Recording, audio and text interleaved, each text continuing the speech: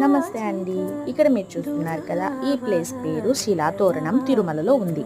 పురాణాల ప్రకారం స్వామివారు మొదటి అడుగు డైరెక్ట్గా వైకుంఠం నుంచి శ్రీవారి పాదం వద్ద, రెండవ అడుగు శిలాతోరణం వద్ద, మూడవ అడుగు ప్రస్తుతం ఉన్న మూల విరాట్ వద్ద వేశారని మనకి తెలుస్తుంది.